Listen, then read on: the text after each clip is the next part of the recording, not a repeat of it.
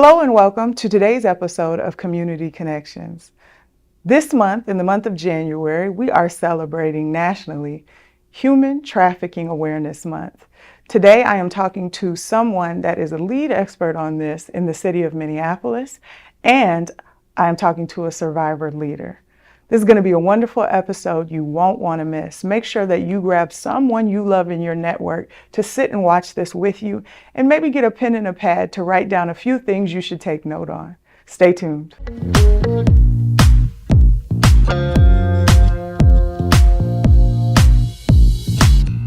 Joy Friedman, thank you for joining me on today's episode of Community Connections. Thank you for having me.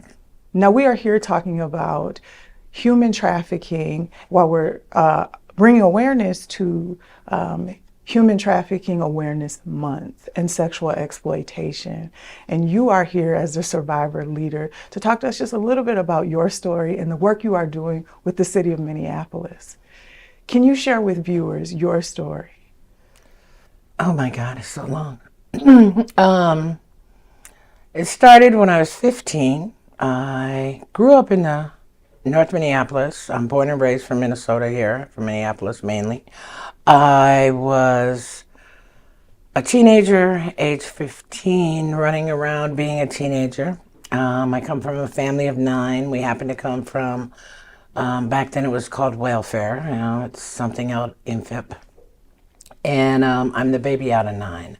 I'm a multi-raced individual, and through trying to find myself identity-wise, I found myself around people that saw my vulnerabilities and took advantage of them. So at the age of 15, unfortunately, I was kidnapped, held captive, raped, beaten by a pimp and 2 of his friends, a block and a half away from my mother's home. And then from that day on, my life changed in a way that I didn't expect. And for the next 22 years, I was in and out of being sexually exploited, international and domestically. Now, you said for 22 years this went on. What was the tipping point or the breaking point that you finally were able to leave the life? Oh, geez. There were so many different things. But the number one piece was, my God. So my higher power actually intervened, and for the last time I ended up incarcerated. And for the last time, which was my 13th treatment, I was actually furloughed to a treatment facility that accommodated the needs. So the rule assessor actually listened to what I had to say about what I needed, where no one else ever did.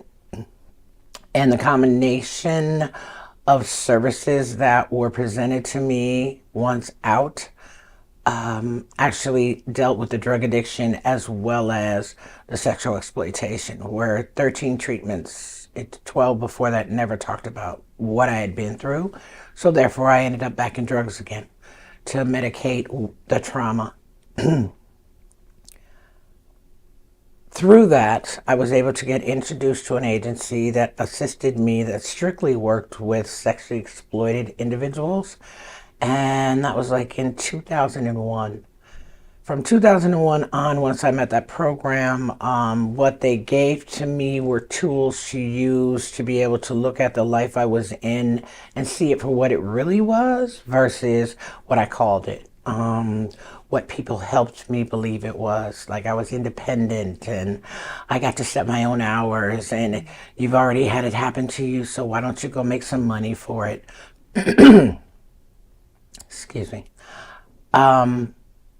They took the sugarcoating off, so to speak, the glimmer, it's a fabulous life, and they called it what it was, but they also told me that it wasn't my fault and that I didn't cause it and that I was worth saving. And that was something I hadn't heard throughout my journey. I had law enforcement calling me names, making a joke out of all my arrests. I had treatment centers that were basically, labeling us with all these disabilities and behavioral problems, and then society labeling me as a prostitute didn't help either. So at this agency, they offered me opportunities that no other service provider did. I was able to get an internship working inside the agency. It was like a home front, and it's an Afrocentric agency when I came to it. So it dealt with that, and it accepted me, because being a multi-race individual, I didn't fit in on either side, and that was real hard for me to find somewhere I belonged. And unfortunately, in sex trafficking, the individuals in there will make you feel as if they're your family. And so when people talk to me about what did it take for you to get out, why did it take so long, there are a number of contributing factors. But yeah, that agency helped me build what I call my foundation. And then they had a spiritual piece to go with it. So that helped strengthen what I thought I was no longer worthy of. Now, you are currently 24 years outside of the life. Can you talk to me now about your work in helping individuals that are trying to navigate their own exit plans, but also heal from such traumatic situations? Yes, what I do now is I actually work with a number of partners in the community to assist with putting together trainings and education pieces, curriculums, support groups. I facilitate at a number of agencies in our youth community, as well as I have partnered in the past with agencies that have survivors coming through their doors, and speak with them and help them after they've gotten through a certain level, you say, to be able to present their story in a way that's, one, not re-victimizing to them, and to let them know they own their story, and what you get to tell about your story is your choice, because they don't feel that sometimes. So I do trainings, I do workshops, I do speaking engagements, I train law enforcement across the United States. It's not just here. I travel and work and partner with a number of agencies about awareness. And so my message and what I'm trying to do in the city is launch this campaign, which is something they brought me on to talk about it from a subject matter lived experience expert about the dynamics. It's more than what people think and what's needed, and that it's here. It's been here. I've been here 24 years. So this didn't just start. And this campaign is about bringing that awareness. And I'm a part of it, and I'm glad to be a part of it. And there's been a number of agencies that have reached out now. What are some of the symptoms that you feel people are missing when they're trying to navigate, if someone is participating in this, or is this something that they should be on the lookout for? This is something that is in our backyard. It's been in our backyard. You see it every day. You've seen us, you just don't realize it. Because of our day-to-day work activities, we're too busy. With technology, we're all over the place. You have youth that are out of school during hours that they should be in school. These are questionable things. You have youth that are with older individuals in places that you normally would not see them. We have labor trafficking that's happening in front of us as well. Your waiter, your busser, whoever's washing dishes, those individuals could potentially be victims. Now, when doing this, it's not about going to everyone and saying, are you a sex trafficking victim? Because had someone approached me back in the day, I would have told them no, because see, that's not what we see ourselves as. Okay. Sex trafficking victim is not what I was called, nor was society calling me that. Being exploited is what we were. Okay, and being exploited happens in front of you. You've got men that are riding around the block 3 and 4 times for those that are out on the streets, stopping. These are red flags. People say, oh, well, they're just looking for something. Yeah, they're looking for a person to buy. There are what they call adult entertainment industries that have VIP rooms. Why is there a VIP room? Everything that happened that that person could do is on the stage. Why do they need to go to a back room if you're trying to say nothing else happens there? Well, then you're turning a blind eye to it. We have call services, we have massage parlors. You have things happening right next door to you in your neighborhoods. Individuals coming in and out of houses at different hours of the day and night. You have youth and a multitude of women and girls, boys and men that have been brought in and out. These are things to take a look at. And it's not just in a certain location.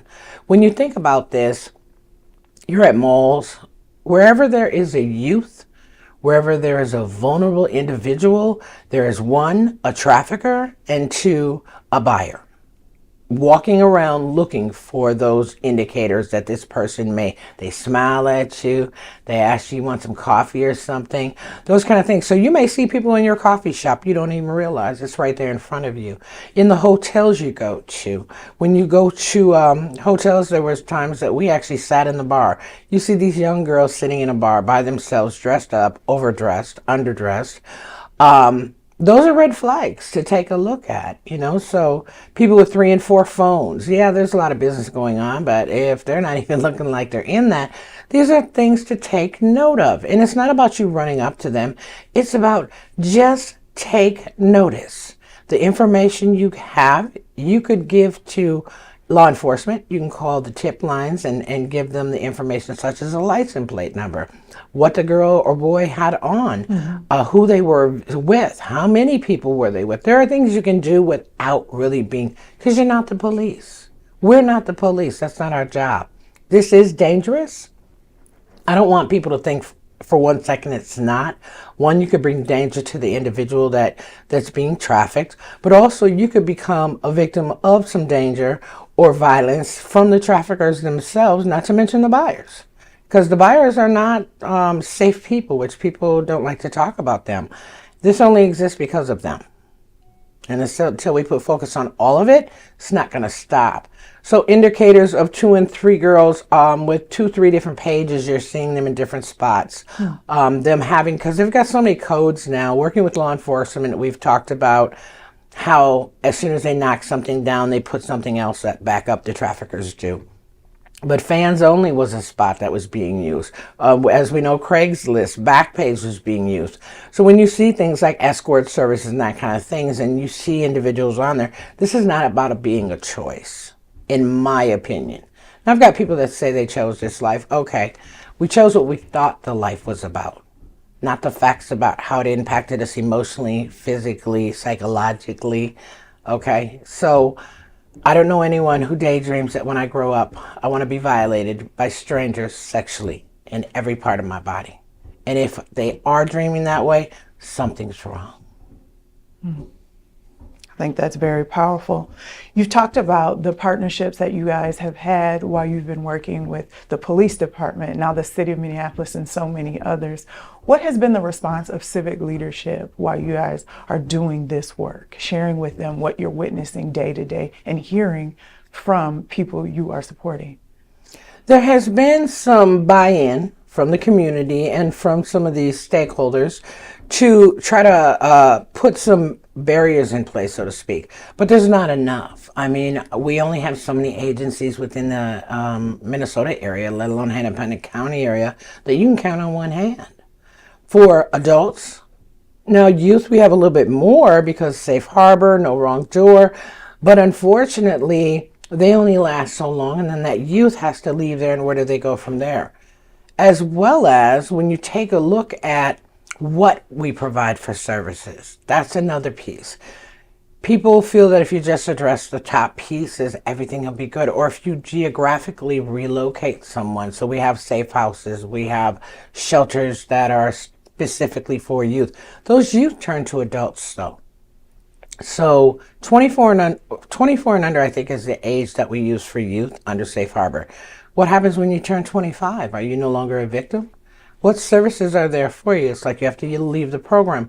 So when I think of our partners and I think of everyone who's getting on board, the city's involved, which is great. But this is a state. This is a state issue. This is a country issue. Because transporting victims from Minnesota to Chicago to California to New York is not uncommon. So when you think about this, this is something that more people of power need to take this look and be serious about investing in eradicating this, or at least providing services for those victims who are coming through the pipelines. Because this will continue, and today it's my daughter. Tomorrow it's theirs. To someone that is still in this life and trying to navigate an escape plan, or that wants to begin their journey like you to heal, what would you say to them? Excuse me. Oh my gosh, this question is asked of me all the time. The one thing and the most important thing I want to tell my sisters and brothers who are involved in this and trapped in this isolated, vicious cycle is no matter how long you've been in it, you can get out and still have a life. No matter who told you there's no way out, they lied to you. I'm living proof. You can get out. And when you get out, there is a welcoming committee that is going to support your needs, that is going to give you the opportunities. This is going to be work, though. This is not going to be a free-for-all and everybody's going to cater. There's some pain and suffering that comes with getting out, because we're getting out to unfamiliar territories. We're not sure how society is going to welcome us back. We have a label on us. I don't want to wear the word victim the rest of my life either, because that means I can't do anything else. So empowerment, when people say we empower people, you provide opportunities for empowerment. You don't empower me. I empower me. I want victims to know your power is within you. Whatever your trafficker's telling you, your boyfriend, your friends, your family members, because this is not exempt for that. You are not a piece of meat. You are not born to be bought and sold. And just because this has happened to us doesn't mean it has to be our lifelong dream. This does not have to be our destiny. You can get out, you can take your story if you choose to share it to educate the truth about this life. There is a way to do that. I'm here to help. There's a number of community members that are just uplifting survivors when they get out to help them, because opportunity is here. And making money in a positive way without being violated is possible. And it's making money that we're used to making in the life is possible. So I encourage them to reach out. I encourage them to make that call. You don't have to give your name. Just tell them what it is you need and see who works on what. And if they don't get a hold of me. Okay, Miss Joy, people know me, call me, I'm there. If I don't got it, I got somebody who knows something. There's a lot of us survivors who are out maintaining positive, productive lives, and nobody, and I mean nobody, controls us. Traffickers only have control as long as you have fear. Fear no more. We're here. How do we stay connected to the amazing work that you are doing? How do you stay connected? You go on to the sites. You stay involved, engaged. You go to the legislations when we need support and help fight for this cause. The campaign has websites and links. If you don't want to be in the front line like that, that's okay. You have skills, you have opportunities, you have employment opportunities for individuals. There are things everyone can do, because this is not just our problem. This is a community problem. Because if you're not knowing a victim or acquainted with a victim, you know a buyer. And the mentality is what we're talking about here. This is not okay. This is another form of slavery. It's a new age slavery, because someone's being bought and sold. I don't care if they're willing participants. For those that are, it's not okay. It's against the law to buy people. Even willing people, it's against the law to do that. So speak up when you see something. Say something about it. When you hear people talking about it in a positive way, don't hesitate to correct. Bring the facts. You can be our eyes, our ears. You can also be our mouth to bring this message to people who don't touch. That's in the faith-based community. That's in our brown communities. We are targeted individuals, no matter how people want to say they're not. We are, and we need to start calling this out for what it is. It's not okay. I think that's very well said. Miss Joy Friedman, thank you so much for joining me today. Thank you so much for having me.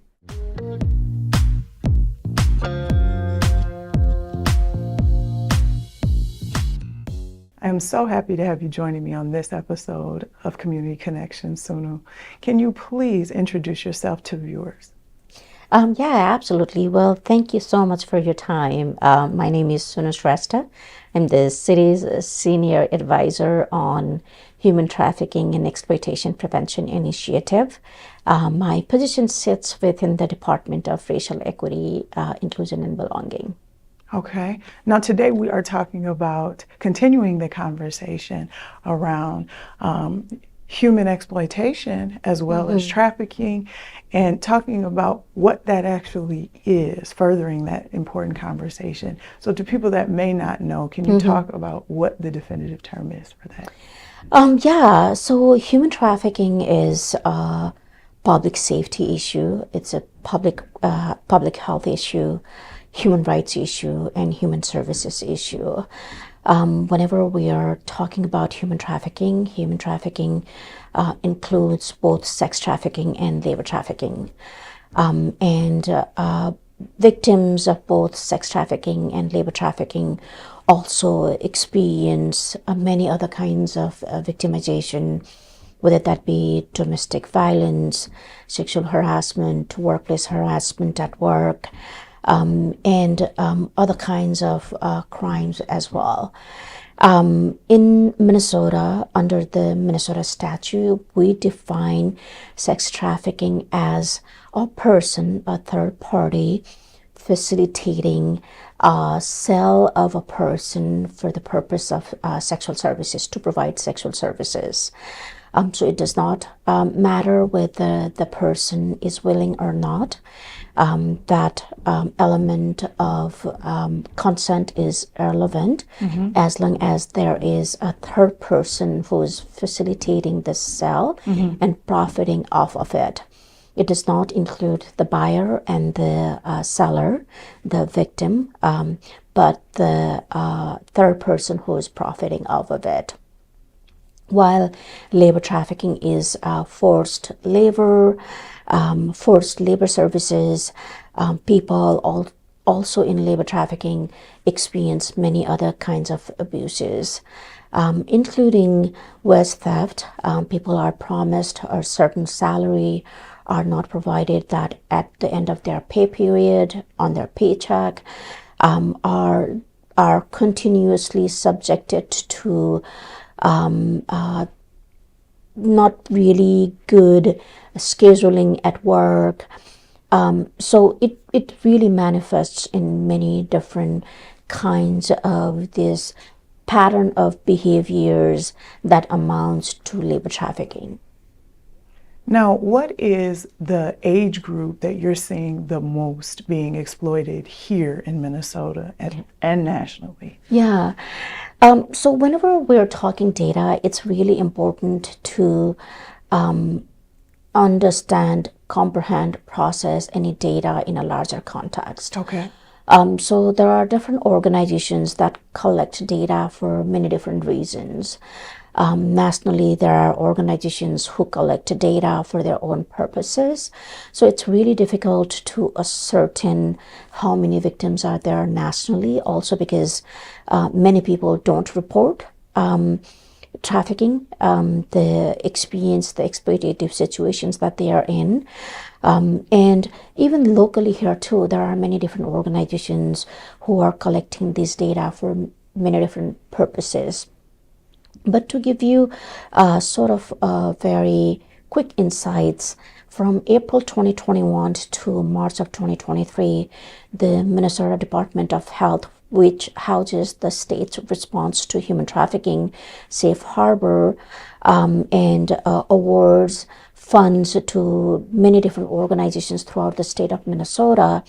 Within that period, in their evaluation, they discovered that there were about 1,500 individuals who were receiving services in that given time period. But that is, again, an underestimation. There are many other organizations throughout the state of Minnesota that provide services to victims of human trafficking, both sex trafficking and labor trafficking and exploitation, to individuals who are older than 24. Again, also, I wanted to just clarify that the Safe Harbor program in the state only serves up to individuals up to 24.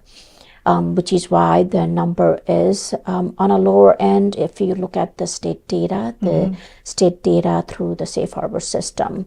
There are other organizations here in the Twin Cities and statewide, such as the Link, the Family Partnership, Breaking Free, Cornerstone, Brittany's Place, Minnesota Indian Women's Resource Center, the Advocates for Human Rights, International Institute of Minnesota, the Anaton Story. All these organizations, they provide services to people of all ages. And their services ranges from supportive services to providing legal advocacy as well. And again, to note that this also includes housing, which is again emergency shelter, transitional housing, and long-term housing for victim survivors. I think that's so important because if you're trying to navigate safety and change your life or the situation that you're in, the last thing you'd want to worry about is where you're going to stay. Absolutely. I think homelessness is one of the major indicators of someone being exploited or trafficked. And we see that with our unhoused, unshelters relatives here in Minneapolis, especially in encampments. One of the projects that the city funded in January of 2022 through December of 2023, the organization that collaborated in this project, Upside Project, which we named these organizations, the Link, Minnesota Indian Women's Resource Center, Breaking Free, and the Family Partnership, provided services to many individuals who were homeless. Homelessness is a risk factor to human trafficking, sex trafficking, labor trafficking, both. But then they also made contact to about 4,200 some individuals who were either being trafficked or at risk of being trafficked. So housing is one of the biggest needs that we continue to see as something, as a factor that really pushes and pull people into trafficking situations. That's quite unfortunate. Can you talk to me about some of the strategies that are in place to engage minority communities and raise awareness about human trafficking? Yeah, absolutely. The city, from June of 2018 to June of 2021, engaged in a process called the Blueprint process. I was the person who was responsible to engage external stakeholders and internal stakeholders in that three-year long intensive process of designing and drafting the blueprint.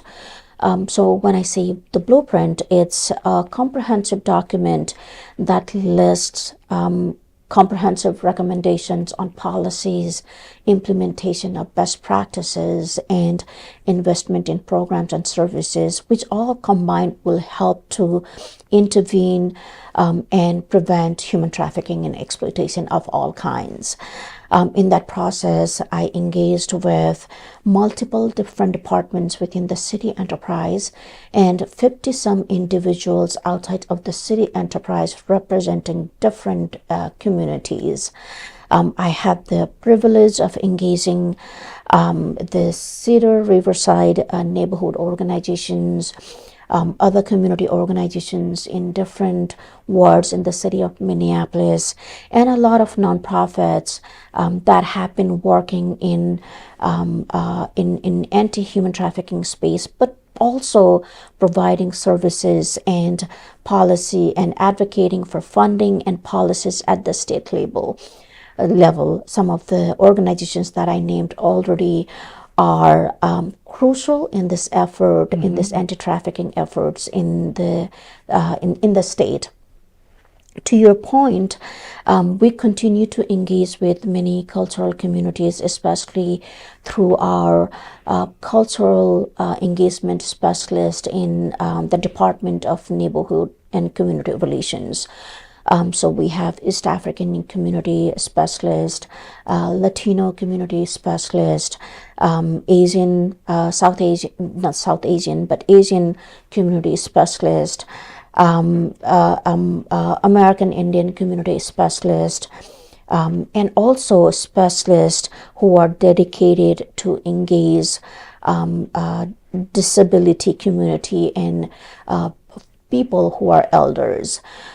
So through them, I especially try to be intentional in reaching out to different communities. They know what this blueprint is, and always seeking guidance and suggestions on how to be more culturally relevant when we are implementing the strategies, the recommendations that are in the blueprint.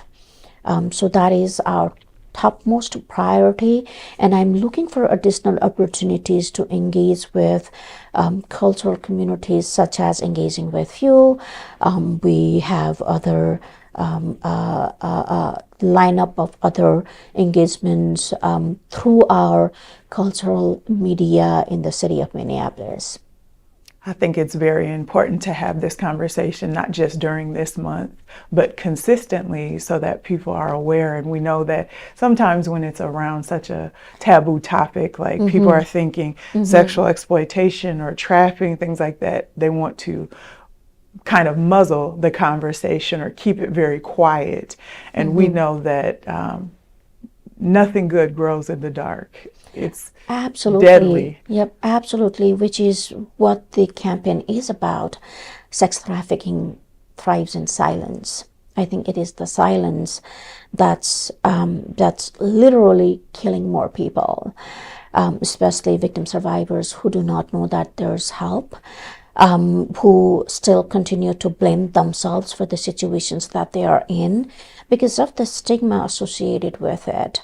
The victim survivors are often under many controlling tactics of traffickers, the stigma of how they've landed themselves in such situations, and sometimes they aren't chained, so it seems they're free to leave, and yet they cannot leave. Right?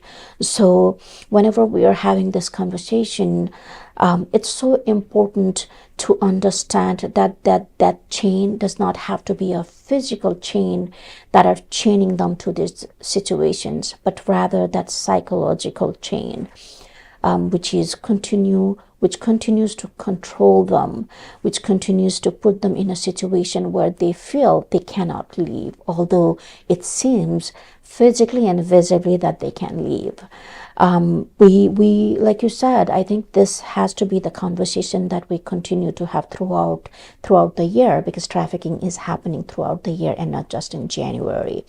But certainly January is National Human Trafficking Awareness Month, and we wanted to take this opportunity to bring education and awareness to our community members at large, but also to victim survivors, so that they know that there's help and that there are organizations out there that can help you get you to a life that you deserve, get you to a life that you've ever dreamed of, because oftentimes they've been told that they do not deserve that they are to blame for the situations that they are in.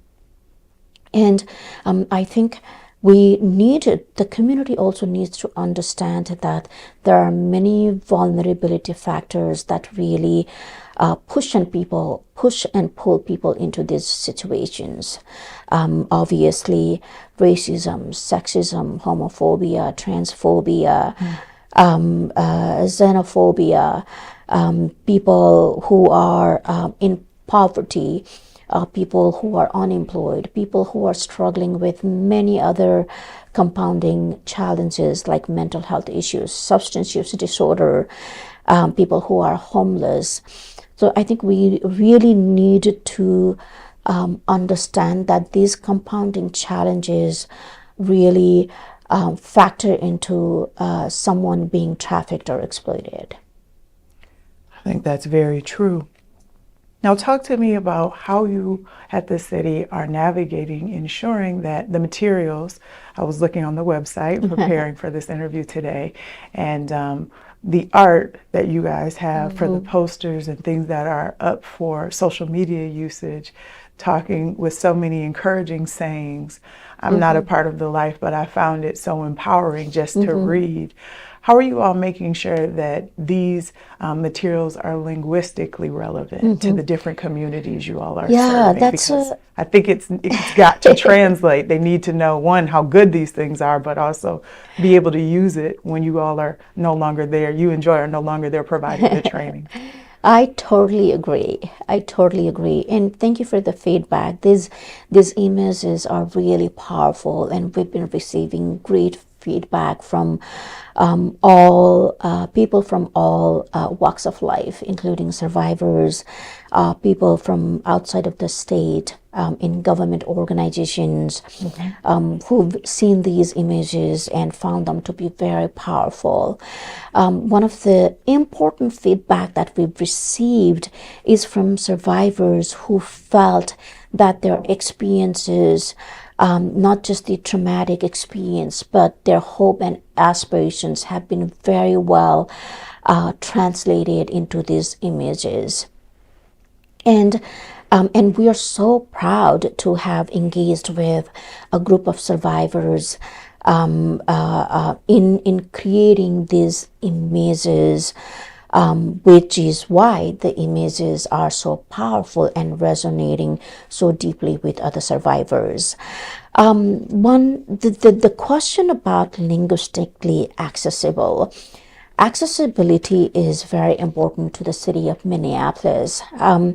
Due to the funding, we've not been able to translate these into other languages, but that is certainly something that we are looking into. And although we've launched this campaign now, we hope to be able to run this campaign throughout the year. We are looking into other ways to utilize these images in other materials, print materials, other visual materials, and that's the conversation I'm currently also having, not only with our internal stakeholders, but also with our funder, the Minnesota Department of Health, because this is something that I have been asked by others as well, as to how are you making this linguistically accessible to other cultural communities. And we don't want this campaign to sit in our shelf. We want this campaign to be distributed and used in ways people find it useful. So that is something we're certainly looking into, and your point is very well taken, and I hope to bring this back to my group internally and externally, and see where we can find additional funding to do that. And then again, I'm also hopeful that the translation program coordinator within NCR, the Department of Neighborhood and Community Relations, can help us in translating some of these into other languages, other prominent cultural languages in the city. I think that's going to be a gift to everyone involved going forward. It's my hope that someone is watching this right now and gets in contact with you all to help you support that effort, because I think it's just too good not to be able to disseminate to the masses at large. Yeah, I wholeheartedly agree. Now, how do we keep up with the work that is going on with you and Joy and the amazing team at your department at the City of Minneapolis? Yeah, in the City of Minneapolis, we have a website that is, you can also access it through the different media campaigns that we are running currently. So that's a direct way of reaching out to me, direct way of learning about additional resources that are out in our community here locally, but also throughout the state of Minnesota. Because people, we want everybody to be able to know that there's help. We want people, if they are seeking training, we want people to be able to learn what kind of training exists out there. And Minnesota has a wealth of resources, especially the resources that were developed under the active leadership of survivors and those with lived experience. So it's a disservice to our state and our community not to utilize those to benefit people in all walks of life, meaning people in different professions can benefit from getting training for our subject matter experts with lived experience like Joy Friedman and others in the community, Bukola Oriola at the Anaton story, and many others. I'm just mentioning these two individuals because I've been recently working with them a lot lately. Absolutely. But there are a roster of survivor leaders in Minnesota who are leading this work. And we are blessed to have these continuing to lead this work here in Minnesota. So I highly encourage you and your viewers to reach out to these survivor leaders and providing them different opportunities to help you better your response, whether that be law enforcement response, whether that be medical response, whether that be community response, whether that be a response from the government point of view. So yeah, that's the way to reach out to us and be engaged in this work. Thank you so much for joining me, Sunu, and thank you for talking about this very important topic and putting together this initiative with Joy and the rest of your amazing team and your community partners to ensure the safety of our communities as we go forward. Absolutely. Thank you so much for your time. Unfortunately, that is all the time that we have for this episode of Community Connections. As always, I am your host, Anna Orr, and I look forward to connecting again with you soon. Remember that this is airing right here on OROMIA11. Make sure that you visit the City of Minneapolis's website and you stay in touch with Joy Friedman and the team taking care of this amazing initiative. And make sure that you talk to people within your network about how to stay aware and how to keep each other safe. As always, I look forward to connecting again with you soon.